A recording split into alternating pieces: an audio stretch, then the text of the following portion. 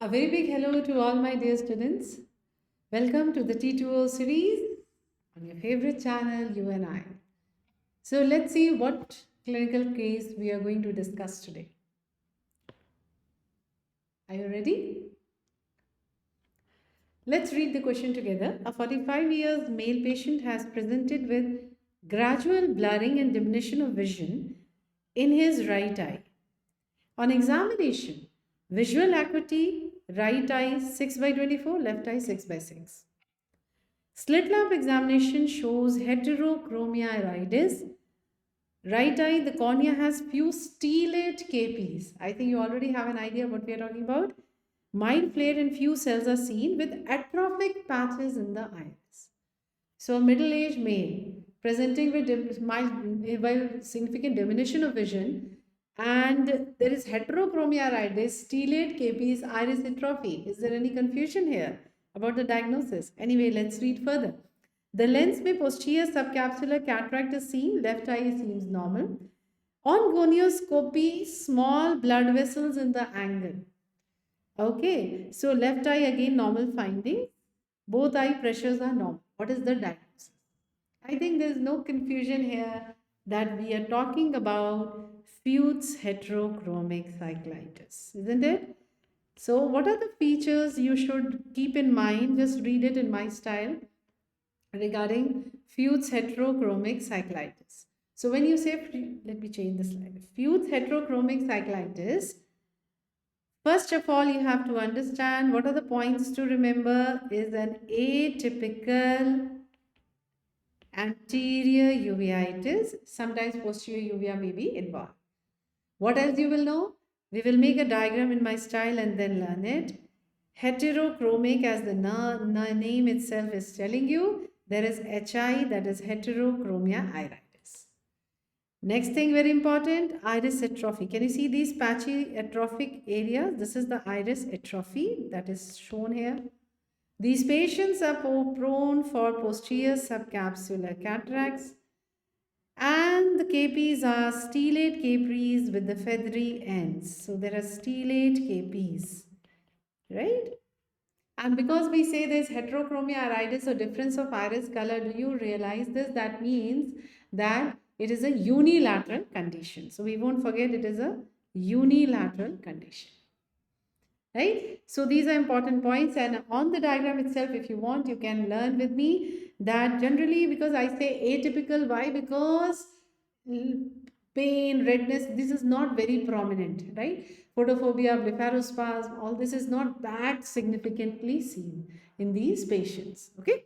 And also when we talk about, because of all this, generally when you talk about the treatment, no role of mainly steroids or cyclosporine.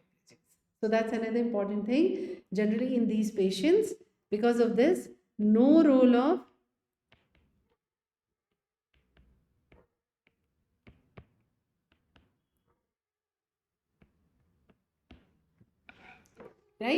steroids or cycloplegics in Fuchs heterochromic cyclitis.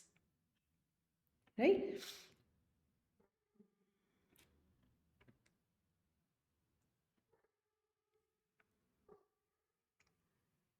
So when we say so that atypical anterior uveitis, and we are talking about in the whole list of the uveitis that you have studied, you should always keep in mind that there are two atypical we learn.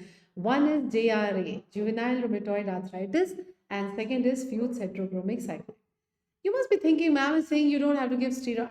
I'm saying no significant role of steroids and cycloplegics because the patient is not coming to you in that acute stage. He comes to you only after complications happen. What are the complications? It could be secondary glaucoma or complicated cataract.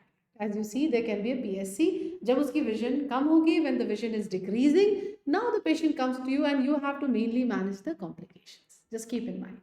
Okay, so we cannot forget stellate KPs. We cannot forget heterochromia iridis. Okay, which eye is the lighter color? Please remember the involved eye. The eye with uveitis has lighter color. What else we cannot forget? Of course, is atrophic patches. Okay, so This is the diffuse atrophic, and because of this, one more thing you can note down on your diagram itself, because of this, no posterior synechia is formed in this type of uveitis because of the atrophy of the eye, right? And also because the inflammation is not that severe with pain, redness, so generally the synechia formation will not. Okay, so that is why we call it atypical anterior uveitis. Let's see what we have the next in the store. Okay, so what do you see here? So this is very, very important question. This is what is called when you are taking paracentesis, that is taking of that little bit of aqueous from the anterior chamber, we see bleeding in the angle. And this is what is shown here. And this is what is called, what do you call it? Amsler's sign. Okay, so we'll remember this. Amsler's sign is a feature of Fuchs heterochromic cyclitis. So this is another important point we have to remember for this condition, right? Okay. So that was all about these points. Another thing which I remember you should know this was also your exam question, that in which condition, if I talked about two atypical anterior uveitis, so in which condition IUL implantation is contraindicated? We are going to answer JRA. Okay, so in JRA, in children, the inflammation is already very severe. If you put an IUL there in a patient of JRA, it may aggravate the inflammation a lot, which can be blinding. But keep in mind, a patient of Fuchs heterochromic cyclitis will tolerate intraocular implantation very well. Okay? Okay, so that was all for today. Thank you so much. Stay blessed and keep smiling.